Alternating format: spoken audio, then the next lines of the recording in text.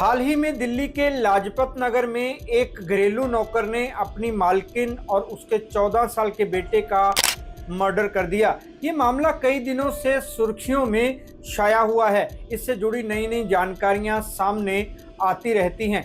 नौकर अरेस्ट हुआ तो पुलिस की पूछताछ में उसने बताया कि मालकिन ने उसे डांट दिया था।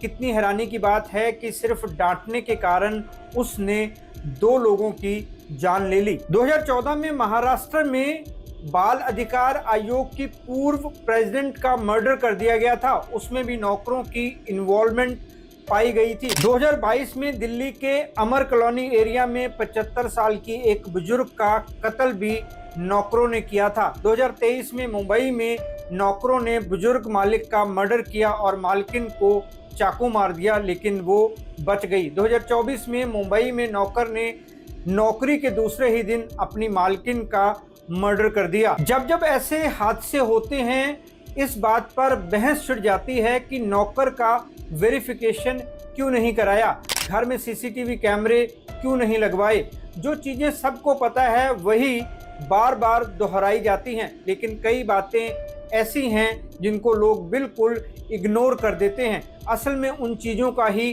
ख्याल रखना होता है। करीब 20 साल पहले मेरे पास एक केस आया था। एक घर में सारा गोल्ड चोरी हो गया था। उस घर में एक नौकरानी काम करती थी। घर वालों का शक उसी पर था, लेकिन उस समय सीसीटीवी कैमरे कॉमन नहीं थे। मैंने घर वालों से पुलिस में रिपोर्ट करवाने को कहा, लेकिन वो ऐसा नहीं करना चाहते थे। शायद उनके कोई निजी कारण थे। खैर, मैंने केस पर काम करना शुरू किया। सबसे कहा कि मेड से पहले की तरह ही बिहेव करें, उसे पता न चलने दें कि उस पर शक किया जा रहा है। मेरी टीम ने कई दिनों तक नौकरानी के माइंडसेट को और उसकी एक्टिविटीज को ऑब्जर्व किया। उसके बाद जब हमें यकीन हो गया कि चोरी उसी नौकरानी ने की है, तो हमने उसकी सॉफ्ट इंटेरोगेशन की और हमारी मेहनत रंग लाई। नौकरानी ने खुद कबूल कर लिया कि गोल्ड उसी ने चुराया है।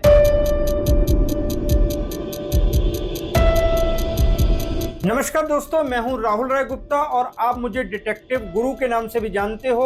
और हम करते हैं देश विदेश में पर्सनल और कॉर्पोरेट इन्वेस्टिगेशन। आज हम बात करने वाले हैं कि घर में नौकर रखते समय आपको किन बातों का ख्याल रखना चाहिए। डिटेक्टिव होने के नाते मेरे पास ऐसे केस आते रहते हैं। अपने 25 साल के एक्सपीरियंस के आधार पर मैं आपको नौकरों के माइंडसेट के बारे में ऐसी अनसुनी और अनकही बातें बताऊंगा जिन पर आपने कभी गौर नहीं किया होगा।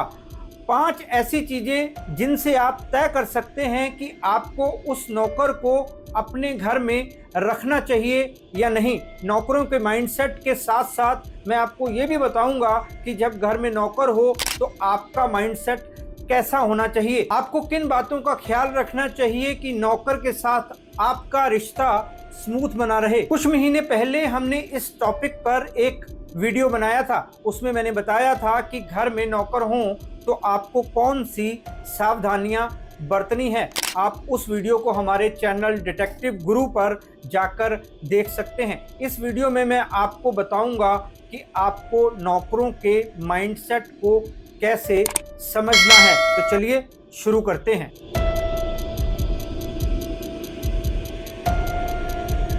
डिटेक्टिव गुरु